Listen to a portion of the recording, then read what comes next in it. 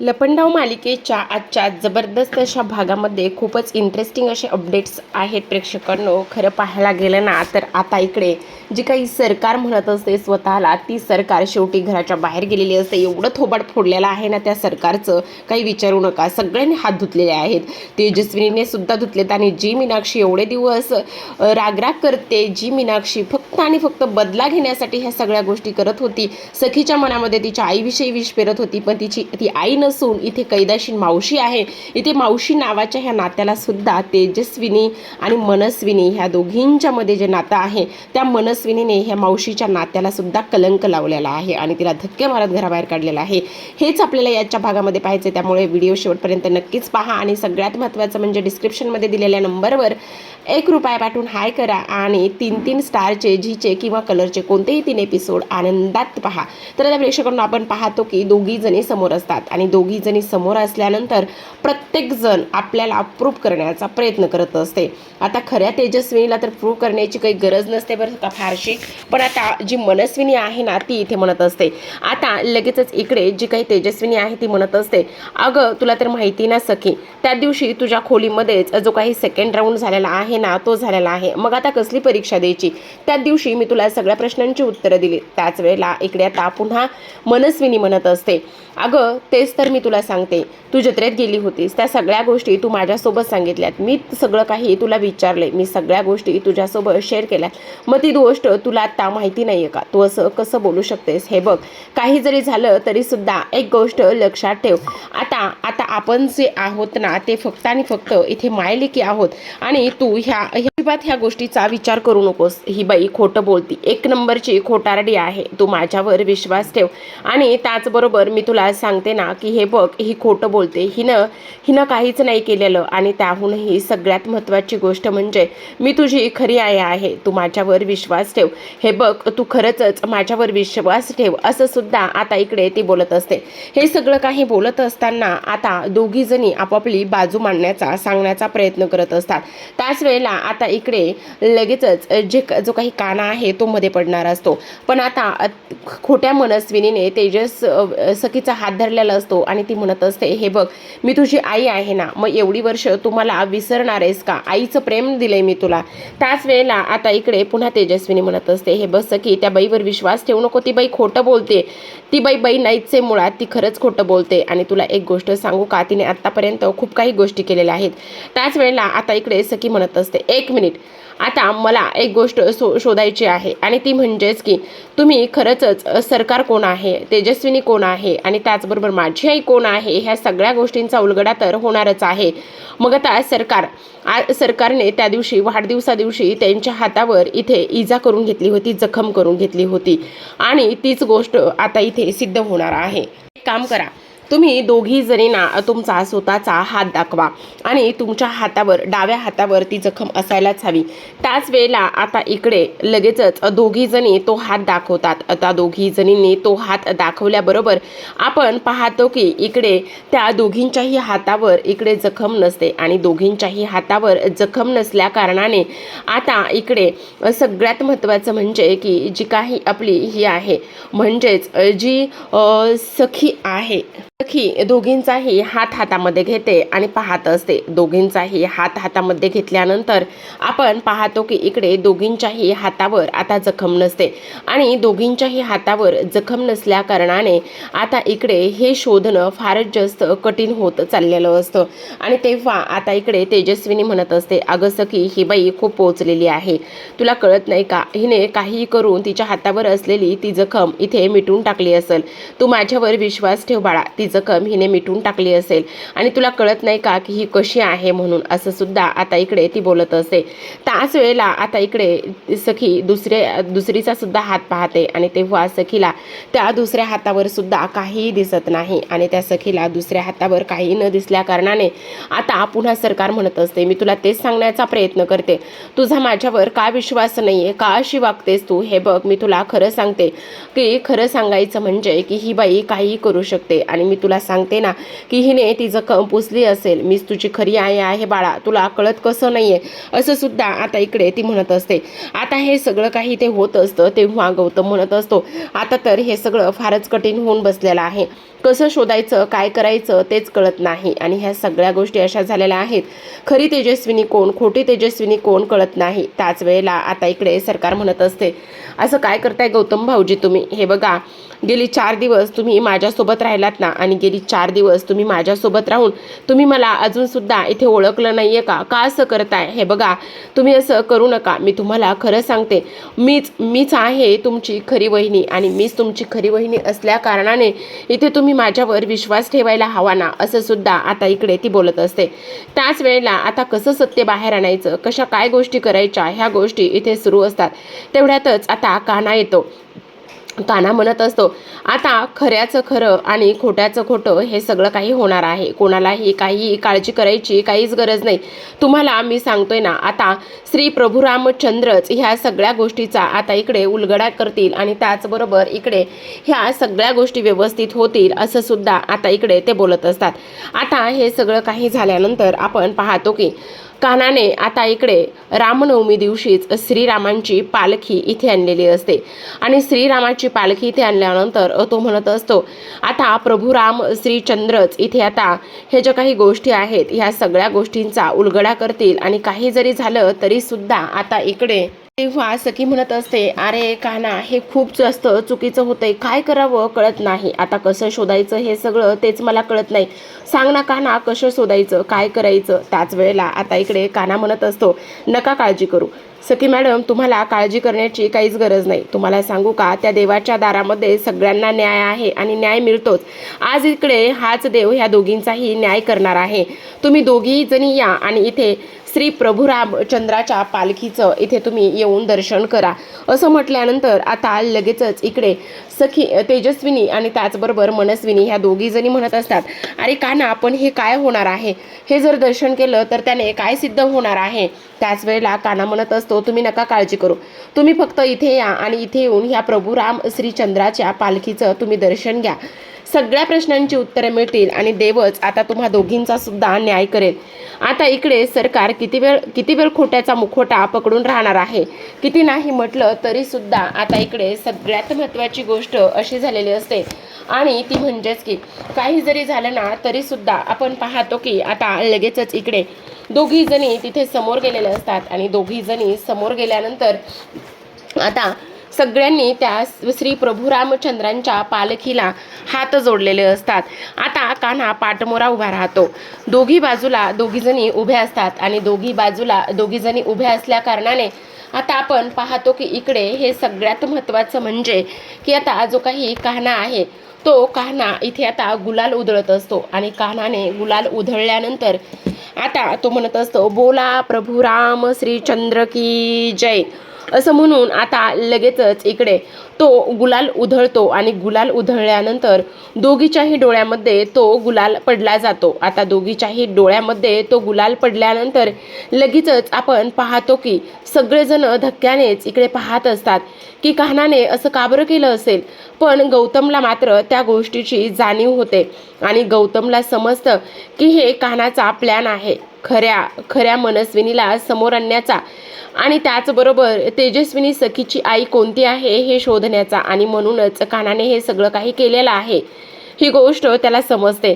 आता लगेचच इकडे खऱ्या तेजस्विनीला तर त्या गुलालाचा काहीच फरक पडत नाही, काहीच प्रॉब्लेम होत नाही. पण लगेचच आता इकडे जी मनस्विनी आहे तिला ह्या सगळ्या गोष्टीचा त्रास होऊ लागतो. आता मनस्विनी म्हणत असते, युजलेस काय केलंयस तू, हे तुला जरा तरी अकलीचा भाग आहे का, मूर्ख आहेस का तू, असं कसं वागू शकतोस तू, असं कसं करू शकतोस तू, असं सुद्धा आता इथे ती बोलत असते.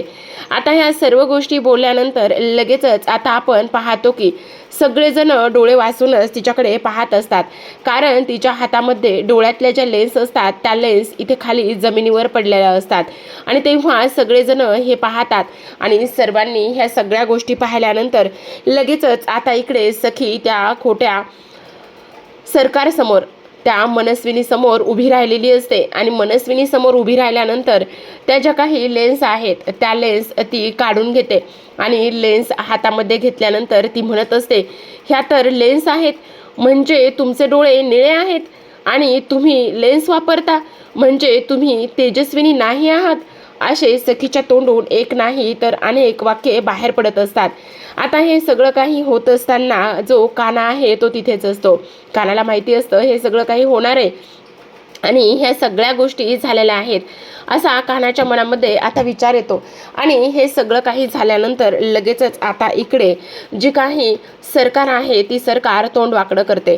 त्याचबरोबर तोंड वाकडं केल्यानंतर आता आपण पाहतो की इकडे लगेचच जो काही काना आहे तो म्हणत असतो, शेवटी खोट्या तेजस्विनीची लंका जळाली.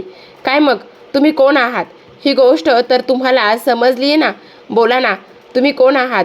तुम्ही तर सरकार उर्फ मनस्विनी आणि स्वतःला म्हणून घेणाऱ्या सरकार आणि ह्या घराचा हातामध्ये घेणारा कारभार ह्याच आहात ना तुम्ही? बोला ना, हीच लायकी आहे ना तुमची? खोट्या तेजस्विनी तुम्हीच आहात ना? असं सुद्धा आता इकडे तो बोलत असतो. त्याच वेळेला आता इकडे सखी म्हणत असते, म्हणजे तुम्ही खोट्या माझ्या आई आहात. एवढे दिवस या घरामध्ये राहून आम्हा सर्वांना फसवत आलेला आहात. त्याच वेळेला काना पुढे येतो आणि काना म्हणत असतो, हो, ह्या खोट्याच आहेत. आणि जेव्हा ही गोष्ट मला समजली ना सखी, कारण मला माहिती होतं की ते नाही म्हटलं तरी ह्या हे ॲक्सेप्ट करणारच नाही आहेत आणि ह्या हे ॲक्सेप्ट करणार नाहीत, म्हणूनच मी हा डाव रचलेला आहे. आणि तेव्हा ह्यांचं हे जे काही सत्य आहे ना ते सर्व सत्य बाहेर आलेलं आहे. ह्यांना माहिती होतं की आता हारत चाललेले आहेत आणि त्यामुळे त्यांनी ते सगळं काही माझ्या जाळ्यामध्ये अडकत गेल्या. ज्या पद्धतीने मी जाळ्यात टाकत गेलो त्या पद्धतीने त्या सगळ्या काही अडकत गेल्या. आता इकडे जी काही तेजस्विनी आहे ती तेजस्विनी त्या मनस्विनी समोर जाते आणि मनस्विनी समोर जाऊन आता लगेचच सनसनीत एक तिच्या कानाखाली वाजवते. आता लगेचच सरकार म्हणत असते, काय करतेस तू? तुझी हिंमत कशी झाली माझ्या कानाखाली मारण्याची? तू आहेस कोण? त्याच वेळेला ती म्हणत असते, तुझी हिंमत कशी झाली माझ्या घरामध्ये राहून हे सगळं काही करण्याची? तुला काय वाटतं तू सगळं काही इथे तुझ्या मनाप्रमाणे करशील आणि काहीच करणार नाही? अगं खरं तर त्या दिवशी त्या कार्यक्रमात त्या पार्टीतच मी सांगणार होते की हिचे एकदा डोळे तपासा म्हणून. पण खरं सांगू, मला असं वाटलं की कमीत कमी देवाला तरी घाबरशील. कमीत कमी आता इकडे तुला ह्या सगळ्या गोष्टी समजतील आणि कमीत कमी तू तेव्हा तरी सगळं काही ॲक्सेप्ट करशील. पण नाही, तू हे सगळं अजिबात केलं नाहीस. तर तू पुन्हा खोट्याचा डाव रचत राहिलीस आणि पुन्हा खोट्याचा डाव रचून पुन्हा स्वतःला सिद्ध करत राहिलीस. आणि त्याच वेळेला सरकार म्हणत असते, तुला हे फार महागात पडेल मला मारणं. तेव्हा ती म्हणत असते, एक नाही तर अजून एक मारणार आहे. असं म्हणून तेजस्विनी पुन्हा एकदा मनस्विनीच्या कानाखाली मारते आणि ती म्हणत असते, ह्या घरामध्ये माझी जागा घेऊन 11 वर्ष राहिल्याबद्दल ही एक चपराक.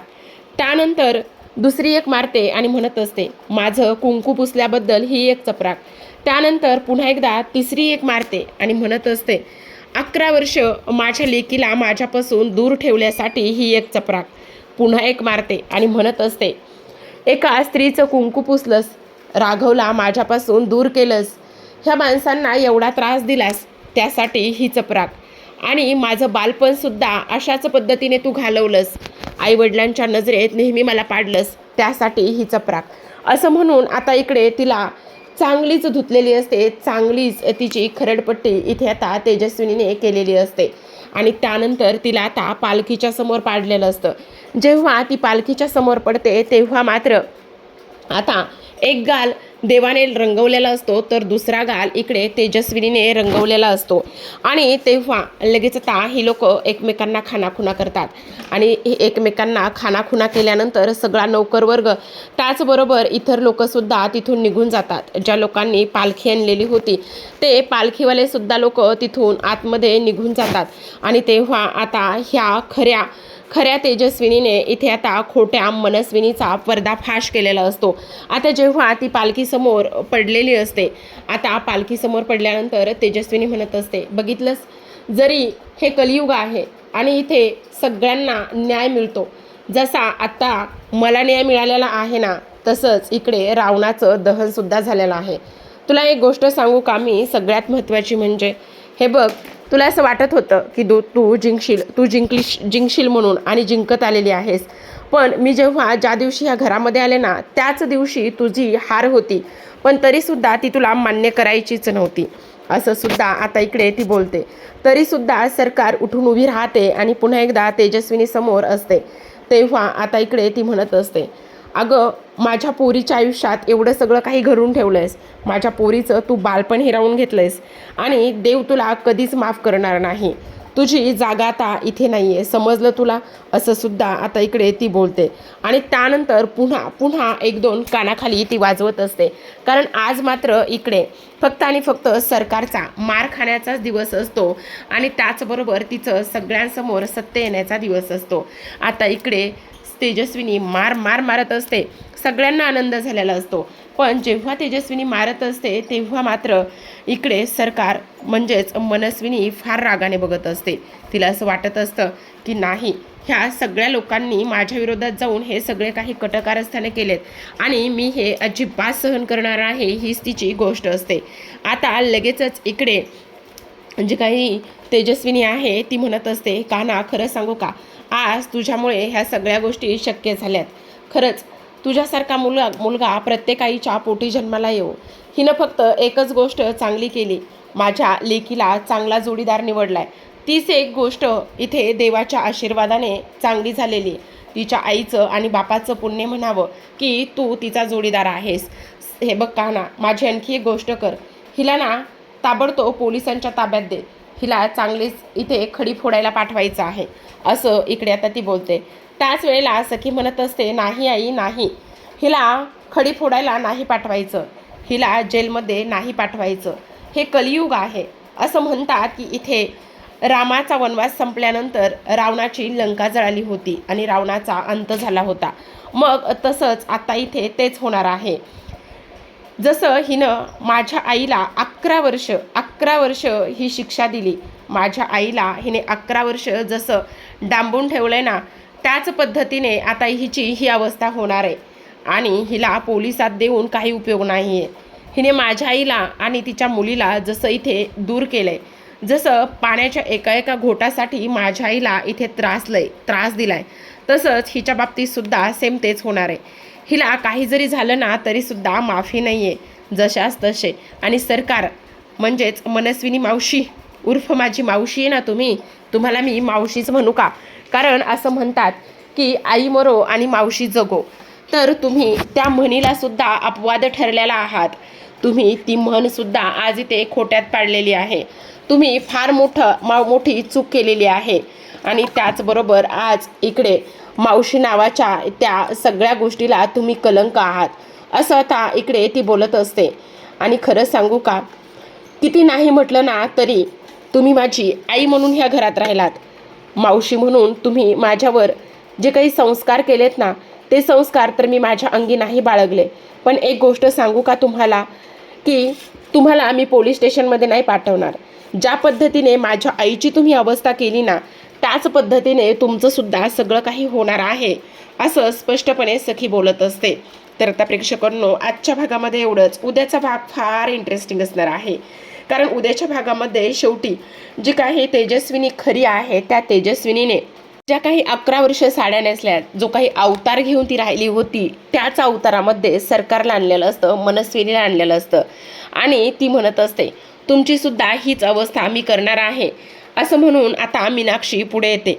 मीनाक्षी पुढे आल्यानंतर आता सरकार म्हणजेच मनस्विनीच्या एक सनसनीत कानाखाली मारते आणि म्हणत असते, नीच बाई आहेस तू, नीच.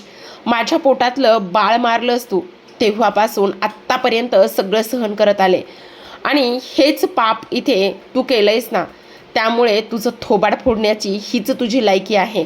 असं म्हणून मीनाक्षीने सनसनी तिच्यासुद्धा कानाखाली मारलेली असते. आता शेवटी तेजस्विनी तिच्या हाताला धरते आणि मनस्विनीला धक्के मारतच घराबाहेर काढते. ती म्हणत असते, हे घर कधीच तुझं नव्हतं, ह्या घरावर कधीच तुझा अधिकार नव्हता आणि त्यामुळे मी आज तुला धक्के मारतच ह्या घराबाहेर काढत आहे. निघ, आत्ताच्या आत्ता इथून चालती हो आणि तुझी काळी सावलीसुद्धा माझ्या घरावर पडता कामा नये. असं म्हणून आता मनस्विनीला तेजस्विनीने धक्के मारतच घराच्या बाहेर लोटलेलं असतं. तिची ती अवस्था आणि त्या सगळ्या गोष्टी पाहून खरंच आता इथे सत्याचा विजय झालेला असतो आणि तेजस्विनीला सखीला न्याय मिळालेला असतो. जेव्हा आता इकडे मनस्विनी घराच्या बाहेर पडते त्यानंतर तेजस्विनी आता दरवाजा बंद करते आणि त्यानंतर सखी आणि त्याचबरोबर कान्हा हे दोघेही जण तिच्या आईकडे पाहत असतात. तर प्रेक्षकांनो, अशाच नवनवीन मालिकांचे अपडेट त्याचबरोबर रिव्ह्यू जाणून घ्यायचे असतील, पाहायचे असतील तर नक्की चॅनलला सबस्क्राईब करा. डिस्क्रिप्शनमध्ये दिलेल्या नंबरवर ₹1 पाठवा आणि 3 व्हिडिओचा आनंद घ्या. धन्यवाद.